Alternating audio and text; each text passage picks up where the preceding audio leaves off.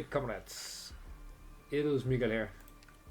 We are now going to start the. Oh my god! Look at the stages. Okay, that's fucking awesome. Wow.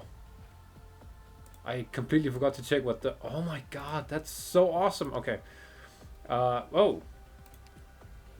Oh yeah, I was doing. I think. Typhon's mission, I believe, something like that. Anyway, I'm gonna go ahead and make an Abyssal Hunter team, obviously, for this event. So I'll be back in a second, comrades. All right, and here we go. This should be a good team, right? I included logos because I need more trust, and I'm still building, slowly building up Typhon. So I really like using her. Actually, her kit is very useful. So yeah. Let's see how much I need 8 more, so I can max his module. I like that they lowered the requirements for the modules. That's very cool. Anyway, let's go. Sorry for the lack of uploads, by the way. Lots of work, so to make up for it, I'm gonna upload like twice this weekend, hopefully. So to make up for that. Based on geological conditions, it's a promising volcano, but the location is less than optimal. It would be difficult to establish a lengthy energy transportation pipeline while fending off seaborne attacks. Did you read the Academy of Technology's report?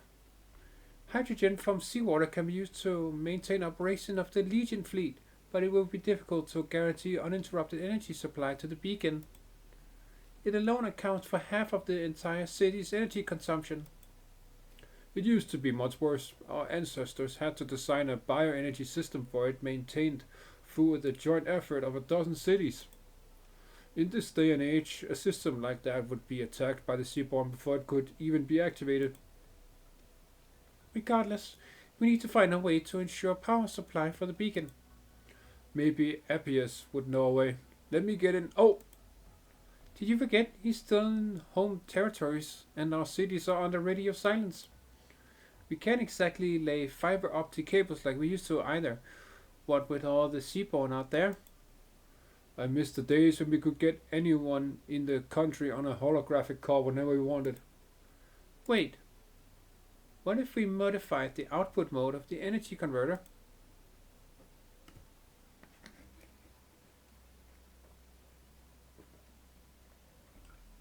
Damn, the Ægir citizens look cool as fuck, bro. Goddamn. We have extremely limited expertise in this area. There's always a safety risk. With you in charge of the cognitive link, I believe the risk is reasonable. Well, I'm glad you're that confident in me, but I'm not. Who knows what an extended conversation via cognitive link with our transformed countrymen would do to our minds. There's been plenty of research into this. We'll be good as long as you keep a steady hand.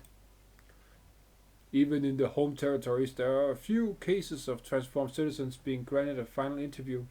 Most are simply euthanized. Consul Clementia's ideas are radical, as always. Which is exactly why I followed her here. By sorting through the threads of recent violent conversation, we can grant them a chance to leave a final trace of their sapience in the world.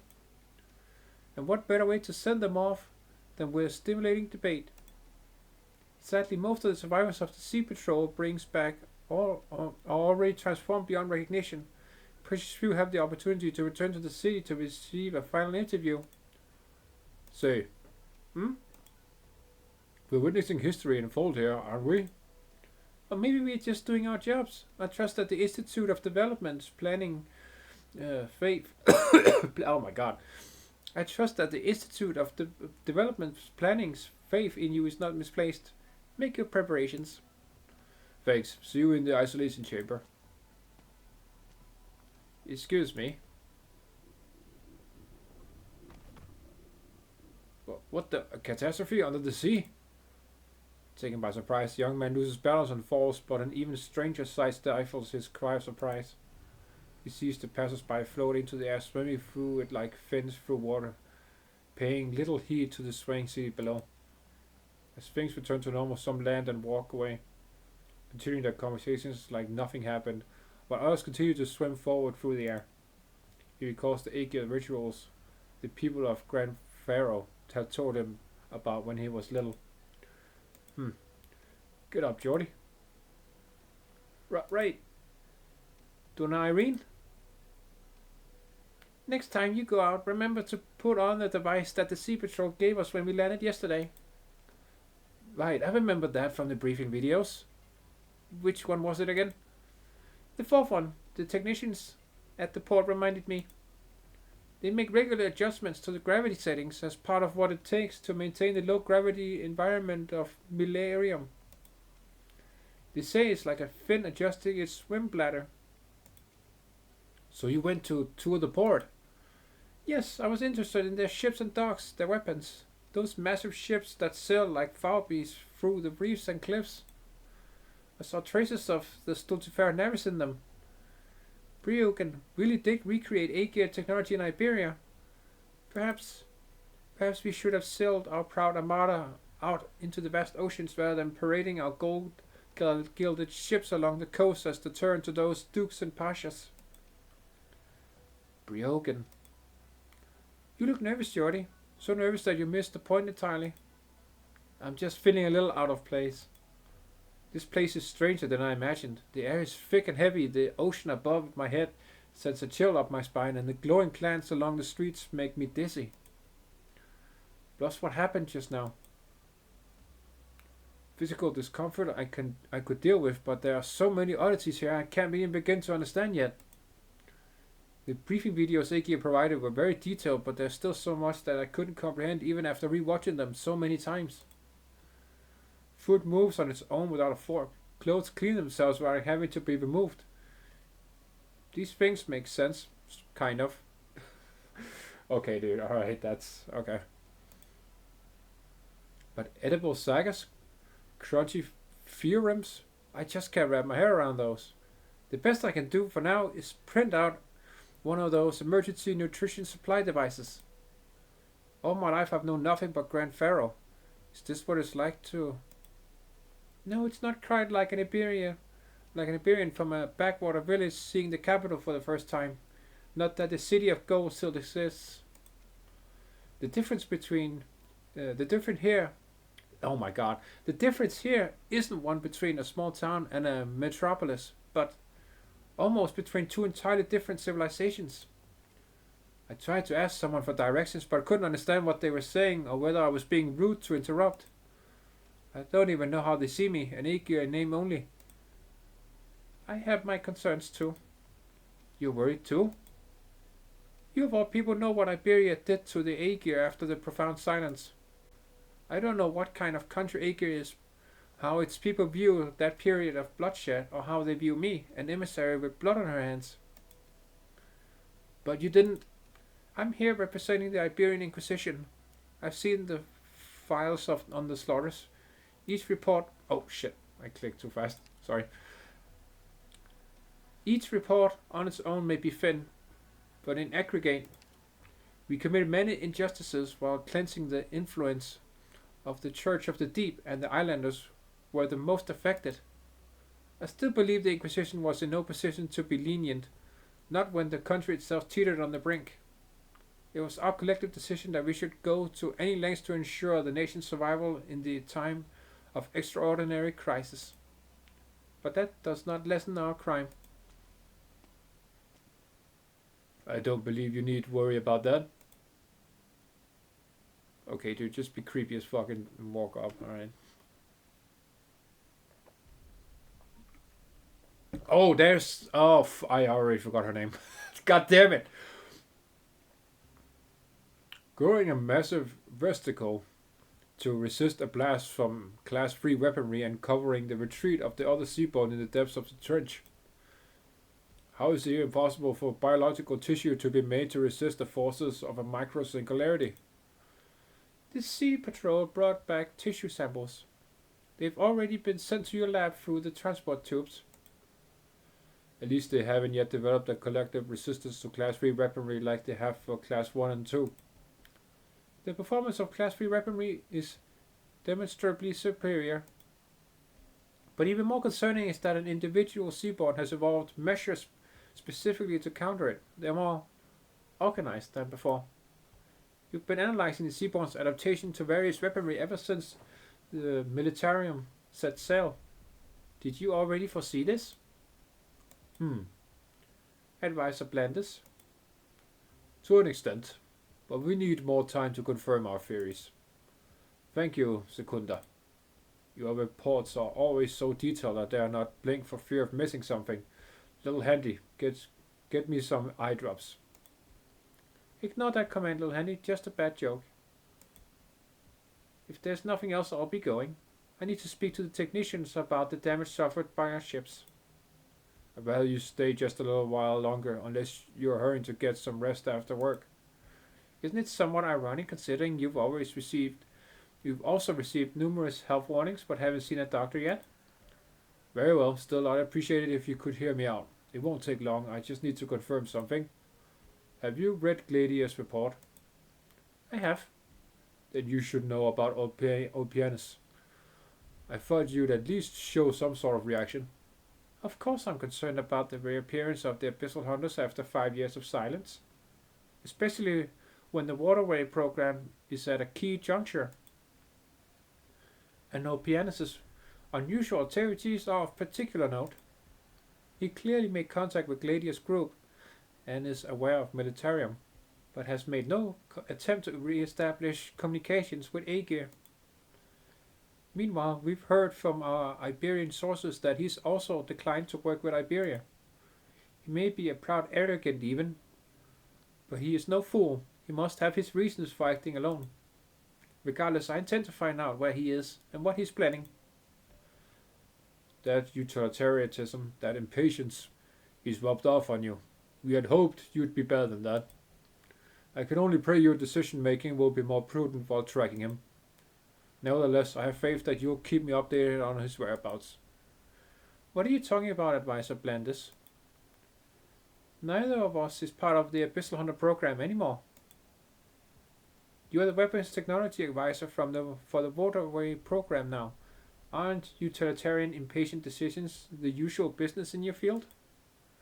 And shouldn't you be getting information about Opianus from Millennium's official sources? Why involve me? Of course. Just a momentary lapse in judgment. I can't fault you for carrying out your duty as prefector of the Sea Patrol. I just ask that you remember what Opianus did for us, for Ægir. Yes, speaking. What? Missing? I'm on my way. Who's missing? One of the technicians on the waterway program has gone AWOL. Damn, okay.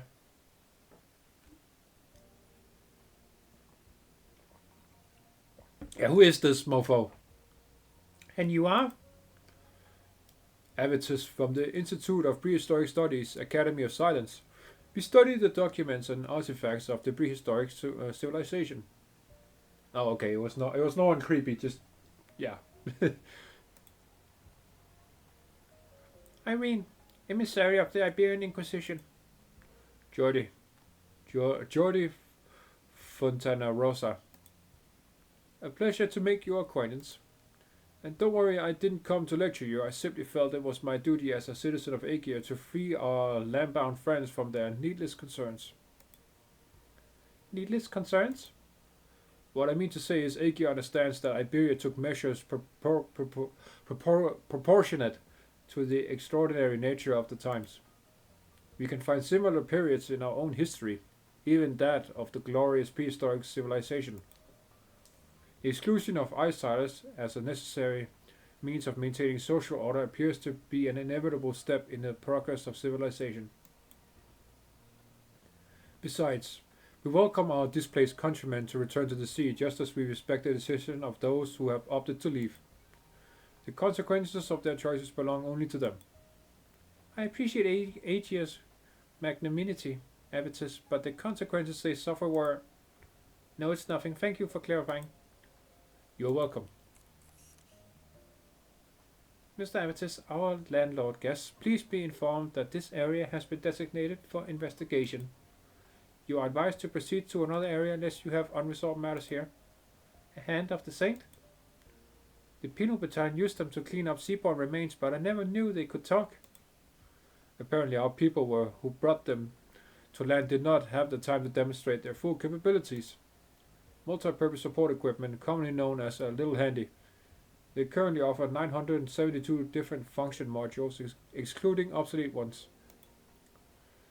One can sometimes tell their affiliation just by looking at the parts and paint job. This one, for example, belongs to the Sea Patrol. Should I reply? We are very sorry, little handy, sir.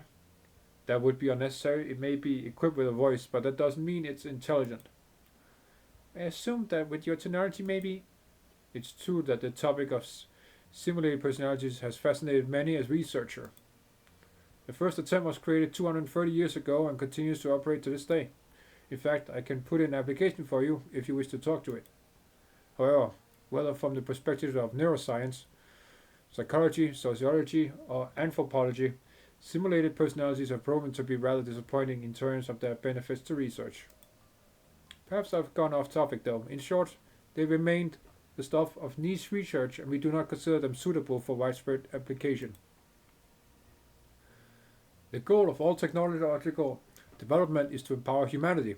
What purpose is there in turning a machine into a human? I see. Fascinating. You said this little handy belonged to the Sea Patrol? Only they would fit such powerful loudspeakers onto one when quieter means of communications are available. I suppose you could consider it retro? Oh god. Oh god. Sorry. Give me a second. Oh my goodness. There we go. Okay, I'm good. Thank you for anyone who said bless you. Alright. What organizations are they? Do they frequently undertake such investigations? The Sea Patrol is part of our legions. They perform a supporting role in combat, as well as regular reconnaissance, patrol, security, and disaster response duties. Emergency sweeps like this are rare, but with the waterway program at such a critical moment, it's only reasonable for them to be on high alert. Little handy, am I allowed to remain here? It is not recommended, but not forbidden. Then I'll wait here. I'd like a chance to speak to the Sea Patrol. Very well, and you, Geordie? I'll be going. Do you mind if I ask you some questions? Of course not. There is a limit to what I can answer outside of my specialty, though. Perhaps I could show you to a place better suited for such a conversation. This Sofon Fiatrum. Holy shit, these names. I'm getting massive... I mean, we all know it's based on Atlantis, right? I'm getting Roman vibes, too. Many Roman type words. Oh, we're still going. Wow, haven't even started the first stage yet. Hello, Kal'tsit. Oh, I'm down here. Oh, okay, cool. I didn't expect to be down here. Cool. I'm in Atlantis right now. Cool. Did you sleep well, Doctor? You seem a little haggard. It's the air pressure and humidity. Yes, the Ægir seem to have retained some of their aquatic traits. Are you not feeling well? Just a little short of breath. Is it serious? Don't worry, it's nothing. Let me know if you feel any discomfort. Besides? To be frank, I thought there may be another reason for your reaction. Does anything about Ægir or the depths of the ocean seem familiar to you? Maybe, but only vaguely. I know it might be difficult, but remembering even the slightest details could be of great help to us all. Sorry, I can't remember anything else. It's okay, just try to relax, Doctor. Seeing the Preserver has inevitably hastened the pace at which you recall the truth, even though I had hoped you would not touch upon what you'd forgotten so quickly. No one knows when your path of suffering will end, not even yourself. In that, we are all powerless. What we do know is that you've had an encounter with the Abyss. The ocean is yet another path to your past, and we are finally upon it. Do I detect satisfaction? Yes, I've wanted to set foot in Ægir countless times. Until now I have waited on the shore and drifted on the waves. I have witnessed lighthouses and the Armada turning from ideas to reality. Briogen had never given up on establishing communication with Ægir through such means. But all her efforts ended in failure. Ægir never welcomed home their prodigal son, much less opened their doors to outsiders. But now they're even more eager to cooperate than I had anticipated. We need no longer waste efforts to pursue a proud and aloof giant. I can't deny feeling happy about that. Is there something else troubling you?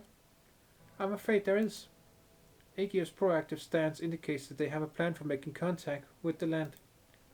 But even the most moderate of their measures may seem too radical for a land-bound civilization. A single gesture of goodwill could cause a massive storm. We should intervene as soon as possible. The Abyssal Hunters are a good entry point. The Hunters' situation warrants concern too. To Ægir, they are neither emissaries nor guests.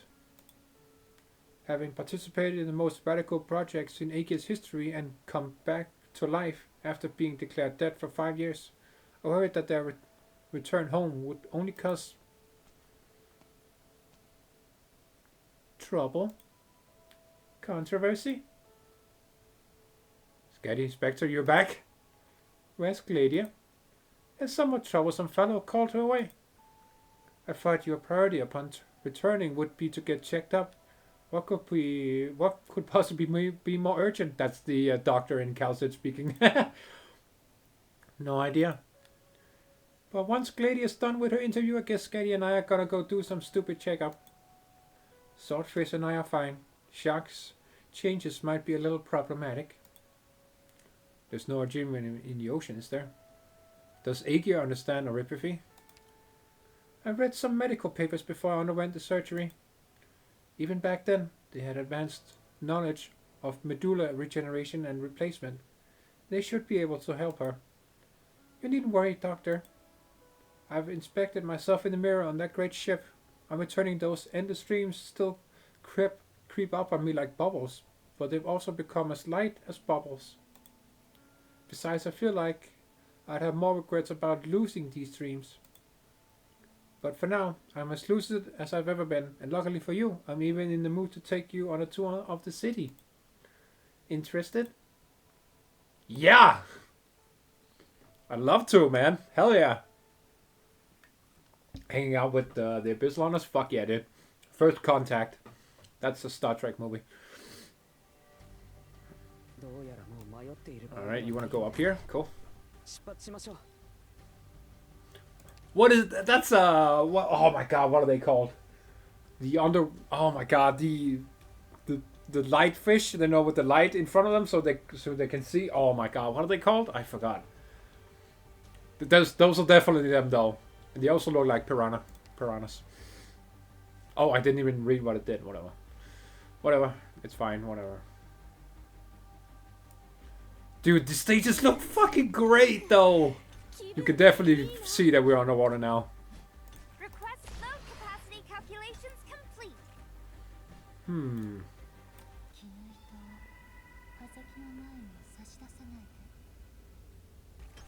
Oh, you want to make flyers? Attacks inflicts no. Shit! I need. Okay, it's fine. We have Lumen. We have our boy Jordy. I'm gonna have to get Ægir with us because fuck that. It's okay though.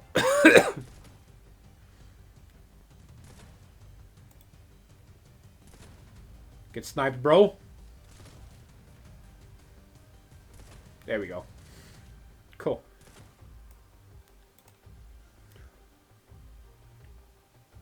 And in other news, okay.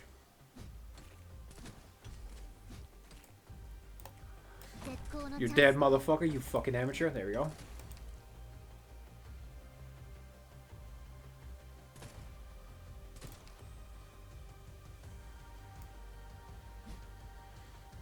Here we go.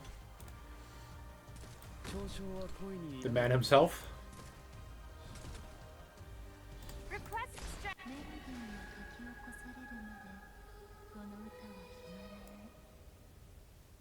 actually.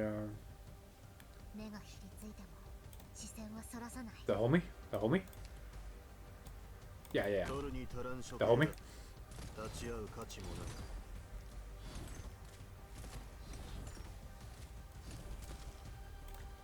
Yeah, this, yeah, perfect, perfect.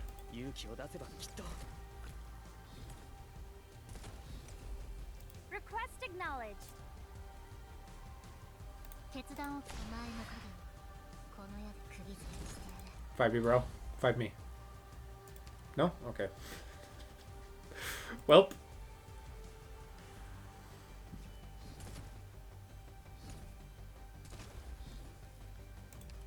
Yeah, yep. I'll give you the best plan possible.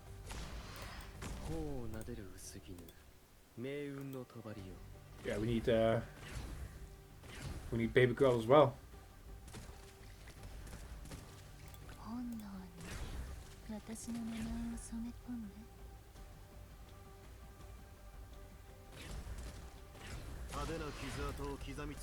That's fun. That's fun. There we go. Good stuff. Good stuff.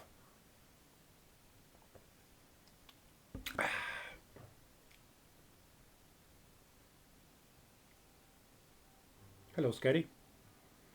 Did you think we were touring a museum? You were looking at the instruments like they were exhibits.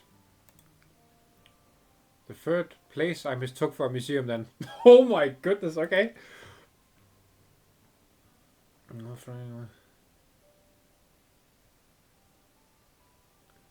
Why is gravity reversed in there?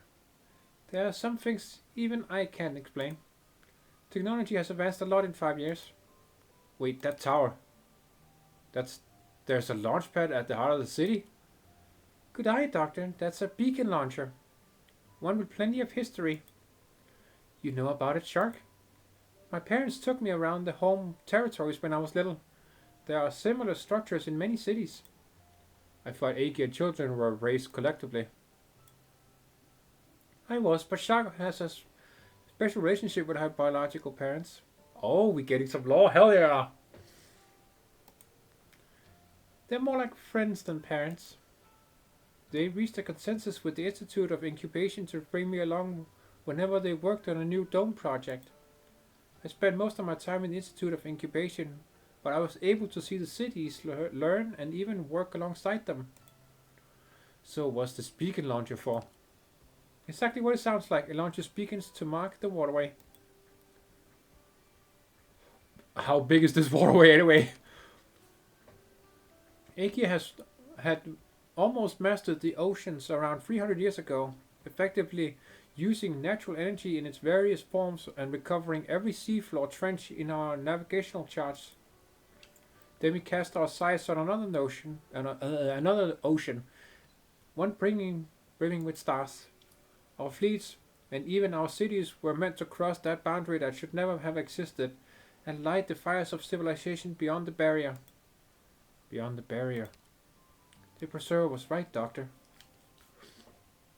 Kristen's achievement is not beyond Ægir's reach. So this does take place after Lone Trail. Okay, confirmed. I mean, she did talk about the Preserver before, but now I'm sure. The sea and the sky are closer than we thought. People back then tried plenty of things, surveying and deciphering the electron clouds, developing new technologies and materials, exploring forms of life that can adapt to space. So you want to make Freezer then? Dragon Ball reference, yay! Here we go. He can survive in space. Him and his species. Anyway, this beacon launcher is a product of that era. It was intended to capture even the faintest signals from the stars and plant beacons that would never fade from our star charts. Nano machine, son? No? Metal Gear Rising? No? Okay. Fuck. Oh god, the memes. I just made myself laugh. Anyway. Okay, stop, chill. Nanomachine swarms would form networks between the beacons, allowing us to traverse vast distances in an instant. Or so we dreamed. Oh, they want to make teleportation.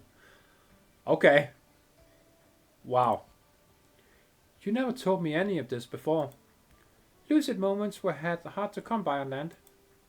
But yesterday I dreamt once again of walking from the Sophon Theatrum straight into that epoch.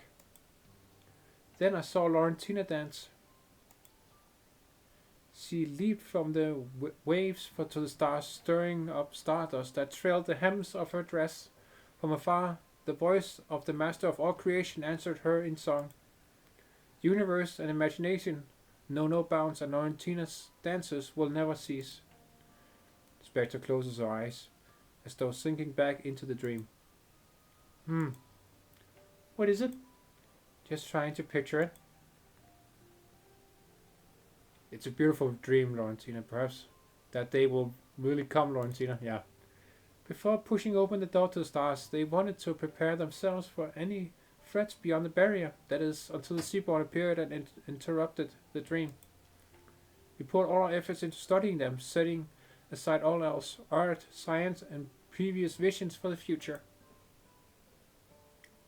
The Seaborn fundamentally changed Ægir. What did you do before becoming Hunter Scatty? Yeah, I want to know. Me? I was the best technician at the Institute of Facility Management. What? Dude, I didn't... Oh my god, I didn't expect Scatty to be a technician. What? The walking catastrophe herself, a technician. That's funny. That's funny. I was a technician at the Institute of Facility Management. I could keep an entire city's underwater lighting array running on my own. The Institute of Development Planning's career's proposal was pretty much what I was thinking, so I accepted. Working by yourself can be lonely, but it's not such a bad thing playing with the giant fins in the reefs, or lighting up the ocean while daydreaming. Say, Kal'tsit and Doctor, we've shared a lot of info during our time together, but we've never talked about our own lives, because they've changed. I guess you're right. Sorry for bringing up something so heavy on a tour. Yeah, I can't really remember anything. Therese, okay, stop. We have all the waves in the world hanging above our heads. Would you care to share a dance before dealing with all this bother, Doctor? I get to dance with her like I dance with Milsies? Fuck yeah, dude. Oh, who's this? God damn, she looks cool. Gladia? Gladia's hand instinctively goes to a weapon as the woman approaches with a ceremonial sword in hand.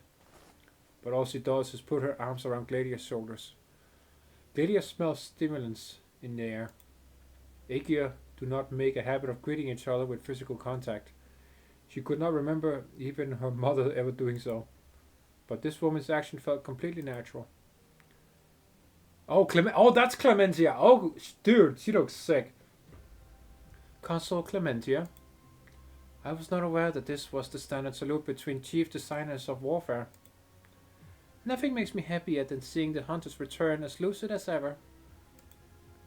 Your Soda's reactions when they first saw me suggested otherwise. The operation to eliminate the firstborn cost Ægir all of its Abyssal Hunters. She couldn't have made many rescue attempts but was unable to penetrate the rampaging mass of Seaborn that guard the region after the death of the firstborn. Your mother, Horatia, had no choice but to publicly declare you dead. But I know her. She doesn't really believe that. Or perhaps Consul Horatia, foremost of the Institute of Scientific Development Planning, could simply not accept that I had died for nothing. I know her, too. But I don't think it's appropriate for a meeting between two chief designers of warfare to revolve around a complicated mother-daughter relationship. Damn, her mom doesn't sound very cool at all. Of course, of course. Look at this city.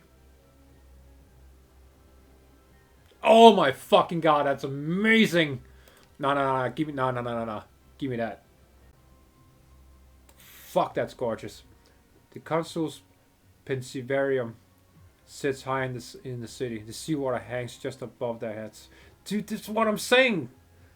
Like, massive Roman vibes from the names here. Pensivarium, you know. Like Warhammer 40k take the Astra Militarum, or, you know. Adeptus Mechanicus, and yeah, all of this sounds massively Roman inspired. So cool. The transparent dome serves as a gentle mirror, warding off the deep and foreboding void while granting the Ægir the solace of introspection. Beneath the dome, the entire city is bathed in a blue hue. The beacon launchpad stands tall at its center, while ships glide in and out of the distant docks like schools of fins. The sea itself has no color, only darkness. Millennium stands in its murky depths like the vigilant eye of civilization, solitary and luminous. We once had many such cities. One by one the stars in the sea went out, becoming substance for the seaborn. All that's left on the seafloor are their colorful eerie nests. I won't deny that the Abyssal Hunter project was a failed gambit. The death of the firstborn did not stop their evolution. So I want to know what solution Ægir has come up with next. What have you come up with? What is this one-way program? Lady, I didn't mean... I'm simply grinding an even bigger... I'm simply part of an even bigger gambit. One with even higher stakes. The fuck, dude? The weapon classification scheme remains nothing more than a strict control over weapon usage to delay the evolution of the seaborn. This time, however, we have taken into account every weapon at our disposal or under development. A mix of conventional ballistics and Class 1 weapons initially proved highly effective. The seaborn were unable to comprehend what they were being burned by the seawater around them. But it took them only a year to adapt. 11 months in, we accelerated the adaptation of the Class 2 weapons, which operated on a completely different principles, etc., etc., until the evolution outpaced the ability of the Academy of Technology to innovate. Yes, at that day's end, all we're doing is merely buying time. Ægir has committed vast resources to study the seaborn. To eradicate them at their origin, we must comprehend them at their source. The information you brought back is highly valuable, and Briogan's discovery on land corroborates the Academy of Sciences research. The seaborn and the Ferrenmods share the same genesis. What? The Ferrenmods are fucking gods, bro. What? Wait, hold on. What? Nah, that's... What? How are they even remotely connected? Because we all know Neon, Ling, Dusk, all of them, they are immune to Originium. I guess the seaborn are too. Nah, I'm thinking. Don't worry, I'm just thinking out loud. I don't know. Anyway, is Ægir coming ashore to seek memories even more ancient? Not just that, the seaborn share common genesis with the Ferrenmods, but much about them is very different, unnatural, one might say.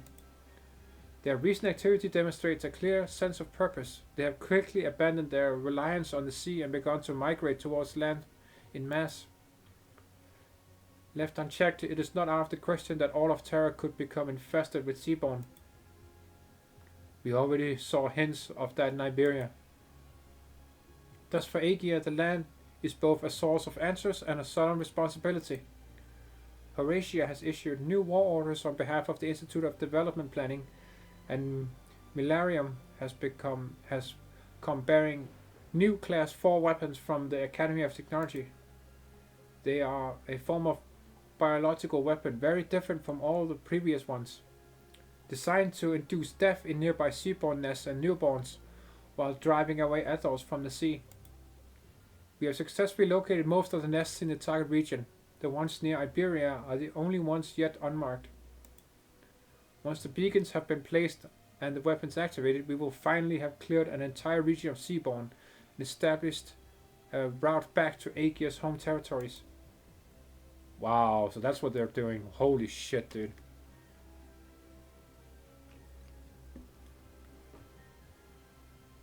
Consul Horatia would not have permitted the possibility of failure, yet all I see is a city under siege, teetering on the brink. Yet she did tell me herself that the waterway program will not fail. I do not know how many other possibilities she considered, and I hope I never do. For me, this city has always been the entirety of the waterway program. But that is no longer true. The changes in the past month necessitate a review of our plans. The Seaborn have rapidly adapted to our new weapons, even evolving measures to protect their kindred from Class 3. But a successful extermination operation should have left no opportunity for them to communicate with other individuals. They seem to have obtained their inspiration elsewhere. Almost every mutation of the Seaborn against humanity have been abetted by the twisted efforts of corrupted Ægir. Yet, the Seaborn lack true intelligence. We could toss all our prototype weapons into their nest and they wouldn't dismantle or study them. The Church of the Deep may be able to train them to attack an army or a city, but bringing about rapid biological changes is another matter entirely. Unless they are not about being influenced by the Church of the Deep, but by another firstborn. I see you've read my belated report. Indeed, Orpianus claims that the one we eliminated was not the only one. The Abyssal Hunters were the first and last Ægir to enter the firstborn's lair. Even now, the Seaborn defend the ruins with a frenzied fury. We have not found a way to get through. Amongst the hunters, Orpianus spent the longest time there, enough for him to witness the truth. You're still deliberating on whether to believe him. Yet, it could be the key to solving the mystery of the Seaborn, or the path that leads us to destruction. Could a hunter survive for months on Seaborn remains and remain lucid? Would a lucid hunter willingly stay with them rather than returning to civilization? There are too many unanswered questions about Orpianus that fateful operation. And so I regret to inform you that Ægir has no choice but to welcome its hunters with a tribunal. Damn.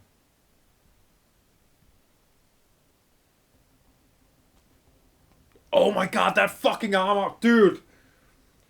Okay, alright, dude, yeah, no, that's fucking awesome. Oh my god! Ugh, god damn it, Hypergryph with the drip. Even the NPCs look fucking sick. I thought we had designated this area for investigation. Madam Irene, from Iberia. May I ask to whom I am speaking? Secunda, Prefecture of the Sea Patrol. I regret not being able to greet you personally upon your arrival yesterday. The Sea Patrol is currently investigating the disappearance of a citizen. We have not requested assistance from Iberia and respectfully request that you exit this area as soon as possible. I would like to assist as myself, not as an envoy. Your offer is appreciated but unnecessary. I want to... Any news from the other teams? One moment. Getting the video feed now. Dude, look at this dude! Oh my god! So fucking cool, dude. Ma'am? No unusual movements at the port. Tisk. Alert the other teams to monitor the closed civilian gates and keep a close watch on the circulation system around town. Roger. You okay with talking about this in front of me? This is part of our regular duties. There's no need for confidentiality. But you had your little handies clear the place out. Only to prevent unnecessary harm to civilians. If you insist on staying, you will be responsible for your own safety. The missing civilian is Tulia, a scientist from the waterway program responsible for recording and calibrating data on seabornness. Alright, so she doesn't like to listen. Okay, cool. And I hate that shit. She went AWOL 30 hours ago and hasn't been seen since. Could it be the Church of the Deep? That's what we intend to find out. Her disappearance has not affected the overall progress of the project. As important as recording and calibrating the nest data is, her role was by no means irreplaceable. If the Church's goal was to assassinate someone to disrupt our plans, they would have not picked an ordinary data scientist. Unless she learned something she wasn't supposed to. I need to inspect her home. You're sharp, Madam Irene, but I would recommend against coming with us.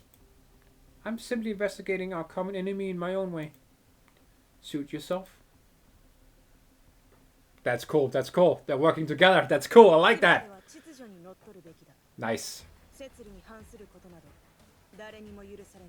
That is correct, Zarya. Okay. Wow, that was actually a long one. About... Oh, we got a train stage. Ah, might as well do that. Dude, I love the look of the... I know I'm keep saying this, but I love the look of these stages. They look so sick. I hate water myself. Beacon deployment drill? Okay. I hate water myself, but I can definitely see the beauty of the ocean. Dude, you suck. Oh, he has the normal caster range, I suppose. I can't... Okay. What is that? Oh, so many sea monsters. It's impossible to deal with all of them at once. I'll come help. No, wait. There's nowhere for me to stand. Whoa! When defeated drops a shell that grows into its crescent carapace at its own location that blocks movement. The fuck? What?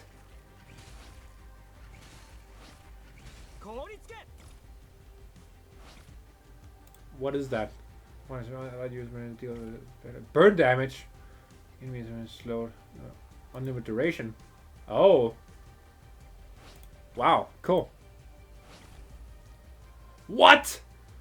No way, that's a deployable tile. No way. Pay attention to the battlefield. When that seaborn dies, its carapace holy fuck. Proliferated in onto the tile it was on, and now its kin should be avoiding that path. The Ægir carapace occupying the tile can serve as a high ground platform for ranged operators. No way, what? Crews get on there and remain on standby. What? That's fucking funny. That's funny. Now the seaborn are literally helping me. She's using them as platforms. Oh, that's so fucking funny. Oh, shit, dude. Alright. That's hilarious. Oh, no. Can I just... Whoa! Another sea monster swarm. Make sure to use our waterway beacons. Allied units deployed on high ground tiles adjacent to a waterway beacon can charge it. The more operators surrounding the beacon, the faster it can charge up. But there aren't any high ground towers around this beacon. Oh, there is now. Oh, nah, this sucky. The sea crawlers, I hate those fuckers, dude. Use the seaboard's carapace proliferation on death as we did earlier to create Ægir carapaces for our high ground operators to deploy on. Oh, Mouse is here. Oh, so cute. Okay. Oh, she has debuffs. Cool. I didn't even know that.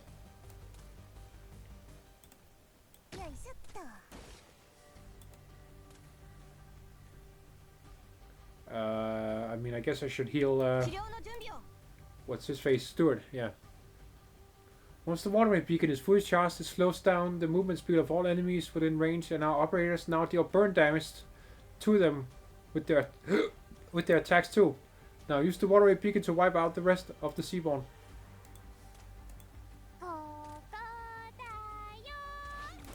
I'm just gonna, yeah, I don't want to fucking listen to that.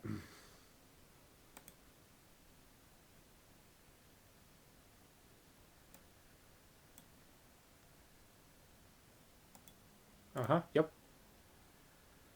Now everyone can be Ifrit.